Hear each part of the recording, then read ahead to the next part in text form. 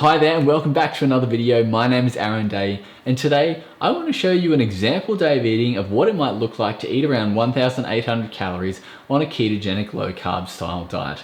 Now that breaks down to 150 grams of protein, 40 grams of total carbs, not net carbs, total carbs. So if you're tracking 20 grams of net carbs, this will probably work for you as well.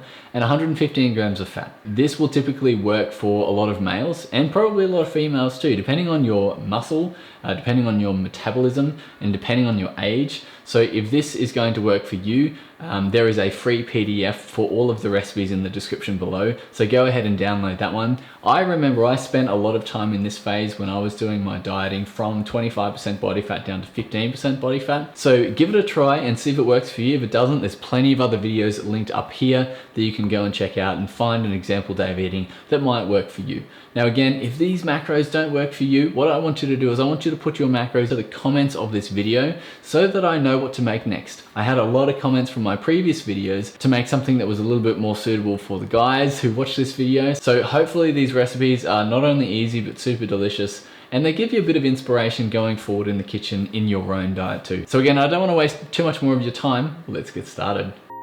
So for breakfast, we're going to make a simple egg scramble. Now it's really simple. It's 1 tablespoon of butter.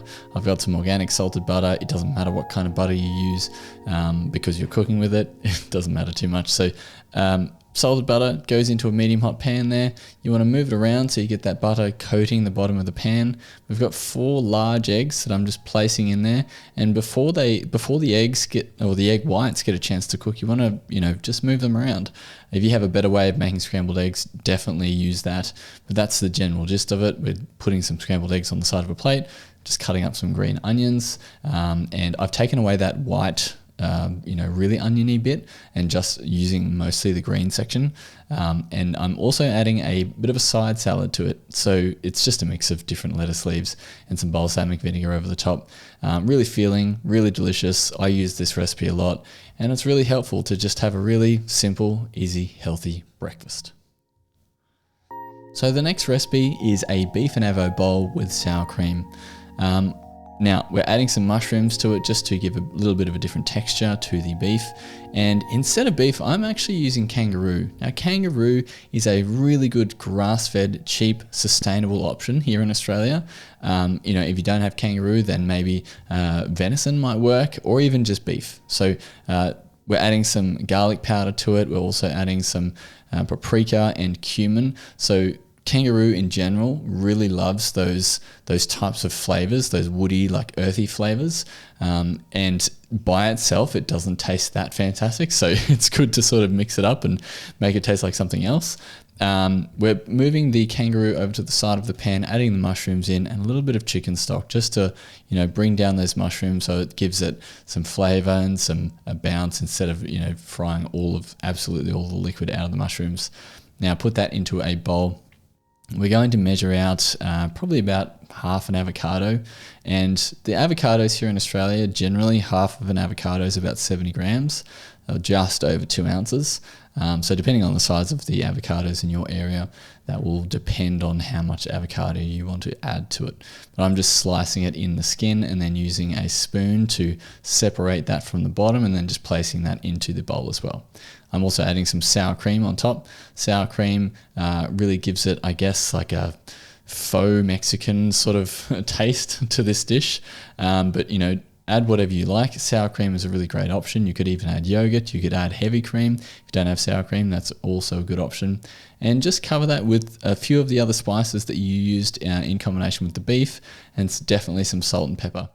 So give this recipe a try. If you haven't tried kangaroo before, definitely give it a try if you live in Australia especially. But you can always use beef. You can always use just whatever red meat you enjoy in this recipe. The next recipe is a prosciutto wrapped chicken with a cream sauce. So I'm using chicken thighs here, and again in Australia chicken thighs generally come without the skin if you buy them from the supermarkets. So I'm using skinless chicken thigh, and we're putting them into a pretty hot pan and we're trying to get that golden color on both sides. So both on the top and underneath. If you're using the skin, then you're just going to have to take some of the fat out from the additional fat that we're adding in later. But with those cooked chicken thighs, I'm wrapping them in prosciutto. Now the supermarket prosciutto isn't the best quality, as you can see, but it works. So you're wrapping the chicken thigh in the prosciutto and then you're adding it back into the pan to sort of get that prosciutto nice and crispy. Now you want to make sure also that the chicken is cooked all the way through, or an internal temperature of 165 degrees Fahrenheit. Adding that back into the pan here. Keep all the juices in there because that's going to be useful later on. Get that golden color on the prosciutto and then remove them from the frying pan and set those aside. We're going to use those in a little bit. Now to this pan, you can keep it on the heat where you probably want to reduce the heat slightly from the frying, and adding in some heavy whipping cream or thickened cream or pure cream, whatever you like. We're adding about 300, 250 mils there. We're adding some chicken stock and also some garlic. You saw me add some minced garlic in there, whether you use fresh garlic, that's totally up to you. Plenty of black pepper and plenty of salt. You're getting plenty of salt from the prosciutto, so don't go too crazy with the salt, mostly the black pepper. And then adding those back into the cream sauce. And now we're going to put that into the oven for about 10 to 15 minutes, just until that sort of wilts down. Adding some asparagus to the side of this dish. You can't have salad with everything, so I get that, and you guys have been asking for some type of vegetables to go with these meals, so I'm just grilling some asparagus here, and that's what it looks like when it comes out of the oven. It's super delicious. You have to try this one, and I'm making a full recipe here for the blog too.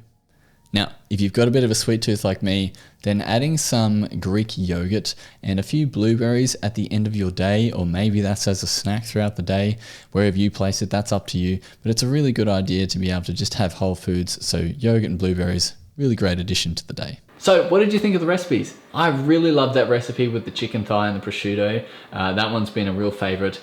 And I made a bigger batch there just because I was going to take some photos for the blog as well. So, just follow the directions inside the PDF for how much to have for one serving that fits into this day. But I really love all of those recipes. And again, just keep it simple. Simple works and simple is effective. Simple is going to keep you consistent, and that's the most important thing when it comes to the ketogenic diet. So again, my name is Aaron. Thank you so much for watching, and I'll see you in the next video.